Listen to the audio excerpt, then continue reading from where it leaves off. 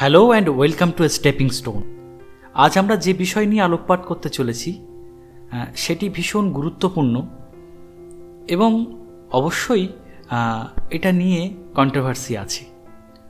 আলোচ্য বিষয় হচ্ছে আটকে থাকা বিভিন্ন পরীক্ষা এবং অবশ্যই ওবিসি সংক্রান্ত সমস্যা এবং তার পরিপ্রেক্ষিতে আমার কিছু মতামত। প্রথমেই বলি, এই বিষয়ে আমি যাই মতামত দেব না কেন, কোনো শ্রেণীর মানুষকে আমি ঠিকমতো খুশি করতে পারবো না, কিন্তু বিষয়টি ভীষণ তাৎপর্যপূর্ণ এবং এই বিষয়টা নিয়ে আলোচনা করা উচিত। বিশেষ করে আমার কাছে যারা পড়তে আসে, যারা আমার সান্নিধ্যে আছে, তাদের ভীষণ উপকারে আসবে বলেই এই ভিডিওটি করা। এবং অবশ্যই আমি আশা রাখব যারা যে কোনো ভিউয়ার্স যারা কম্পিটিটিভ ফিল্ডে আছে, যারা চাকরি পেতে চায়, তাদেরও খুবই উপকারে আসবে। আমি যদি বলি যে এই সমস্যা আজ না হয় কাল কেটে যাবে, ওবিসি সংক্রান্ত সমস্যা যখন এসেছে তখন অবশ্যই আজকে না হোক আগামী দিনে অবশ্যই কেটে যাবে। তো সবাই নিজের অভীষ্ট লক্ষ্যে পৌঁছানোর জন্য প্রতিদিন নিয়ম করে প্রস্তুতি নিতে থাকো। তাহলে এক শ্রেণীর মানুষ যারা ভাববে যে আমি যেহেতু সরকারি চাকরির পরীক্ষার মেন্টর, তাই এই ফিল্ডে চাকরি প্রার্থীরা টিকে থাকলে তারা আমার কাছে বা আমাদের মতো বিভিন্ন মেন্টরের কাছে বা যে কোনো সেন্টারে যাবে, তাহলে পরোক্ষভাবে আমার বা আমাদের প্রফিট হবে। তো তারা প্রথমেই এই কথাটাকে দ্বিমত পোষণ করতে পারে। এবার যদি আমি বলি যে এই ওবিসি সংক্রান্ত প্রবলেম সৃষ্টিটা হলো কেন, কবে থেকেই বা এর উৎপত্তি হয়েছে, এবং এই বিষয়ের পিছনে অনেকগুলো কারণ আছে। যদি বলা হয় যে এই সমস্যাগুলো ইচ্ছাকৃত সৃষ্টি হয়েছে এবং পরীক্ষাগুলো চেষ্টা করা হচ্ছে রাজ্য বিধানসভা ভোটের আগে নিয়ে গেলে মানুষের স্মৃতিতে নিয়োগের ঘটনাগুলো স্মৃতির টাটকা হয়ে থাকবে, তাই আমরা দেখেছি বিগত দিনে বিভিন্ন সরকার, শুধু রাজ্য সরকারই নয়, কেন্দ্র সরকারেও ভোটের আগে অনেক সময় ডবল চাকরির প্রতিশ্রুতি দিয়েছে এবং সরকার চাইবে, অবশ্যই চাইবে, ভোটের আগে ভাবমূর্তি একটু হলেও উজ্জ্বল করতে। তখন এই প্রসঙ্গে যখন আলোচনা করা হবে, তখন এক শ্রেণীর মানুষ দাগিয়ে দেবে যে সরকার বিরোধিতা করা হচ্ছে এবং সেই তকমাটা লাগানোর চেষ্টা করা হবে। তাই এই ব্যাপারে আমি কোনো রকমভাবে কোনো সিদ্ধান্ত নিতে চাইছি না। আমার যেটা বক্তব্য সেটা অনেকটাই পরিষ্কার। কোনো রকমের বিতর্কে না গিয়ে আমি কয়েকটা বিষয়ে আলোকপাত করতে চেয়েছি।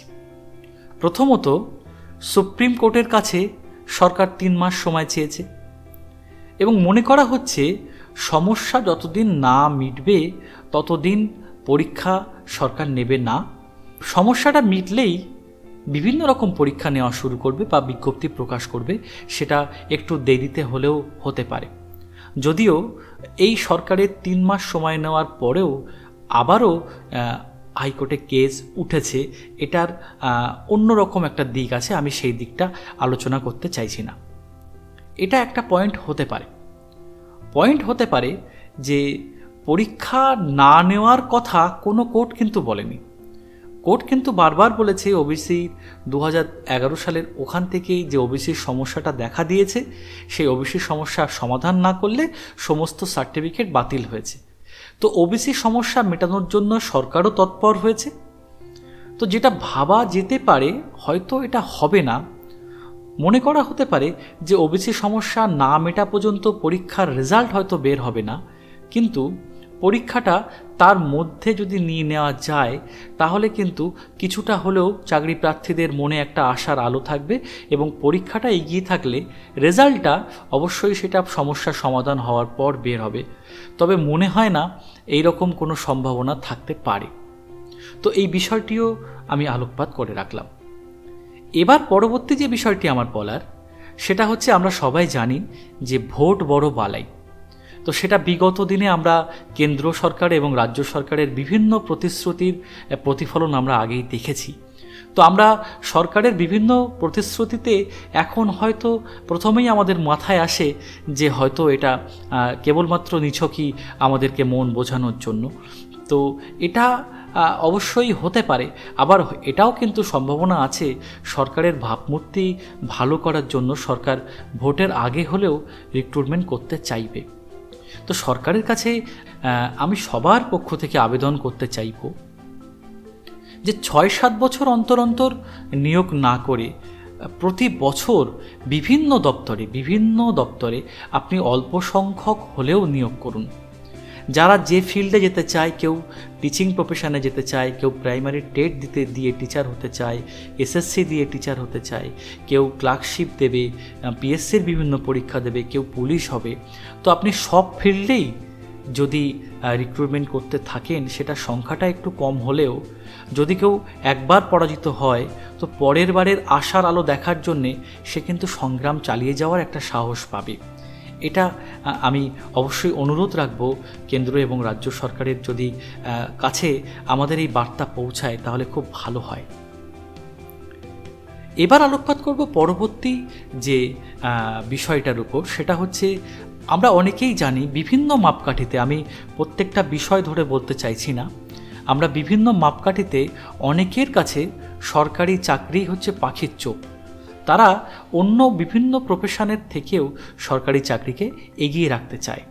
তো তাদের কথা ভেবে আমি অবশ্যই দুটো সরকারকেই অনুরোধ করব যে প্রতি বছর নিয়মিত এবং স্বচ্ছতার সাথে বিভিন্ন ডিপার্টমেন্টে নিয়োগটা হোক এবং অবশ্যই নিয়োগ পাক কেবলমাত্র যোগ্য প্রার্থীরাই।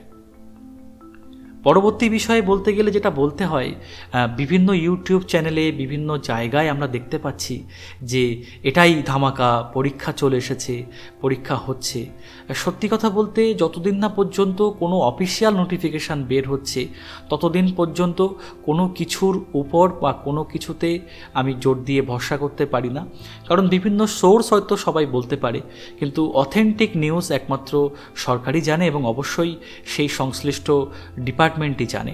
তাই যতদিন না পর্যন্ত অফিসিয়াল কোনো নোটিফিকেশান বের হচ্ছে ততদিন কোনো রকম গুজবে কান না দেওয়াই ভালো। এবার যেটা বলার, যে রেল, জিডি কনস্টেবল বা সেন্ট্রালের এমন কিছু পরীক্ষা আছে যে পরীক্ষাগুলো ওবিসি জটের জন্য আটকে নেই এবং সেই পরীক্ষাগুলো হয়তো কম সময়ের মধ্যেই সাফল্য পাওয়া যায়। তো যারা একটু তাড়াতাড়ি চাকরি পেতে চাইছে বা পরীক্ষা ডিলে হয়ে যাওয়ার কারণে যারা ডিমোটিভেটেড হয়ে যাচ্ছে, তাদেরকে বলতে পারি যে তোমরা অবশ্যই এই সমস্ত পরীক্ষা যেখানে ওবিসি সংক্রান্ত কোনো সমস্যা, আইনি বাধা নেই, তোমরা সেগুলোতেও ফোকাস করতে পারো। এবার সব শেষে আমি একটাই কথা বলতে চাই, চারিদিকে সমস্যা যে হচ্ছে বা চলছে বা বিগত কিছু বছর ধরে বিভিন্ন নিউজ মিডিয়া বা সব জায়গা থেকে আমরা যে তথ্যগুলো জেনেছি, সেই বিষয়ে একটু দিগ্ভ্রান্ত হওয়ার ব্যাপারটা আছে, এই বিষয়ে কোনো সন্দেহ নেই। কিন্তু এই সমস্যার কথা ভেবে যুদ্ধক্ষেত্র থেকে পালিয়ে যাওয়াটা কি বুদ্ধিমানের কাজ হবে? এখন কিন্তু অনেকেই স্তিমিত হয়ে পড়ছে, অনেকেই ভাবছে যে হয়তো খারাপ সময়, হয়তো আর পরীক্ষা হবে না, হয়তো এই নেগেটিভিটি কাটিয়ে উঠতে পারছে না। কিন্তু অনেকেই কিন্তু এই সময়টাকে কাজে লাগিয়ে তারা কিন্তু অনবরত চেষ্টা করে যাচ্ছে নিজেকে উন্নতির শিখরে নিয়ে যাওয়ার জন্য। তাই পরীক্ষা যেদিনই হোক না কেন, তুমি ভাববে না, তুমি কখনোই মনে করবে না যে লড়াইটা কিন্তু সহজ হবে। যদি সততার সাথে সঠিক রিক্রুটমেন্ট হয় তাহলে অবশ্যই কিন্তু লড়াইটা হবে সেই একটা সংখ্যকের মধ্যে যারা কিন্তু নিয়মিত নিজেকে উন্নতির শিখরে নিয়ে যাওয়ার চেষ্টা করছে। তাই আমি বলবো, যারা তোমার সাথে কম্পিটিশন দেবে তারা ঠিক তোমার থেকে কিন্তু এক কদম এগিয়ে নিয়ে যাওয়ার আপ্রাণ চেষ্টা করে যাচ্ছে। তাই এটাই হচ্ছে সঠিক সময় নিজেকে উন্নতির একদম সর্বোচ্চ সীমায় পৌঁছে দেওয়ার জন্য, যাতে যখনই পরীক্ষা হোক তুমি কিন্তু বাজিমাত করতে পারবে। এই বিশ্বাস, এই আত্মবিশ্বাস রেখে তোমাকে এগিয়ে যেতে হবে।